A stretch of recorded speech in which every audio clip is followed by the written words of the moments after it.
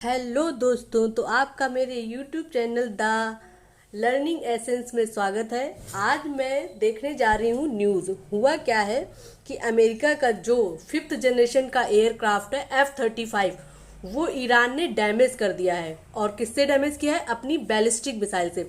Missile जैसे कि वो दो टाइप की होती हैं, क्रूज मिसाइल होती है और क्या होती है, बैलिस्टिक मिसाइल होती है। तो ईरान ने बैलिस्टिक मिसाइल से उसको डैमेज कर दिया है। मतलब हथियारों का सौदागर या फिर मौत का सौदागर, जो भी बोल दो, लड़ाई करवाओ और अपने हथियार बेचो। तो इनका F-35 डैमेज हो गया। ये CNN की न्यूज़ है।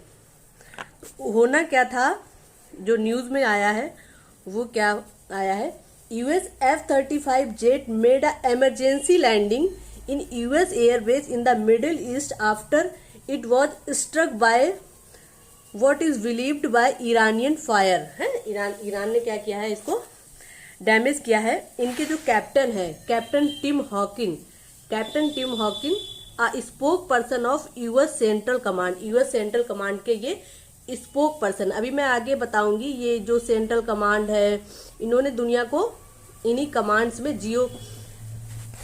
जियोग्राफिकल कमांड्स में बांट रखा है। 7 जियोग्राफिकल कमांड है जिसमें अमेरिका ने दुनिया को बांट रखा है। तो ये सेंट्रल कमांड के कैप्टन हैं। तो इन्होंने क्या बोला है कि ये अंडर इन्वेस्टिगेशन चल रहा है। बाकी तो अभी उसको कुछ खबरें आ रही हैं कि उसको ढूंढा जा रहा है।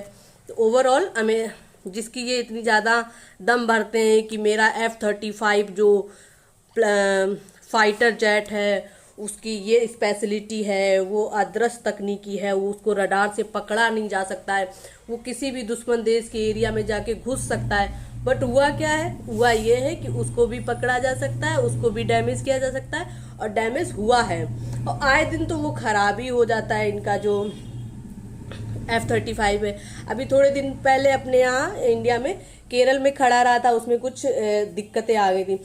तो ये इनका जो F-35 है, उसको ज़्यादातर NATO countries, north Atlantic treaty organisation जो इनका है, वो इस्तेमाल कर रही है, अमेरिका इस्तेमाल कर रहा है। बाकी वो लगा रहता है कि जो भी बेच ले। और अभी इस्तेमाल भी जो अमेरिका और ईरान का युद्ध है, उसमें जो इनका एयरक्राफ्ट इस्तेमाल हो रहा है, वो इसीलिए इस्तेमाल हो रहा है ताकि वो बता पाए कि देखो कितना अच्छा है, मैंने कितना सारा कुछ डैमेज कर दिया है, ताकि जो अदर कंट्रीज हैं वो उसको खरीदने के लिए एक्साइटेड हो जाए।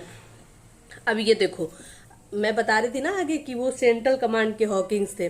तो इन्होंने क्या किया है, अमेरिका वालों ने जियोग्राफिकल कमांड्स में पूरी दुनिया को बांट रखा है।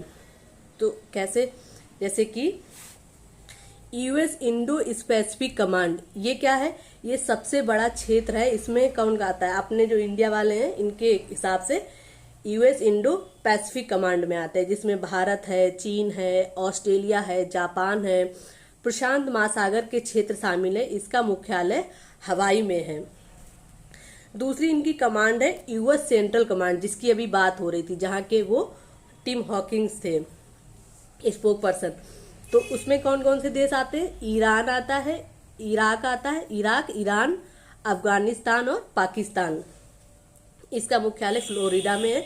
याद करने की जरूरत नहीं है, मैं सिर्फ कमांड बता रही हूँ कि इन्होंने कैसे बांटा है। एक कमांड इनकी है यूएस यूरोपियन कमांड, इसका मुख्यालय कहाँ पे है, जर्मनी में।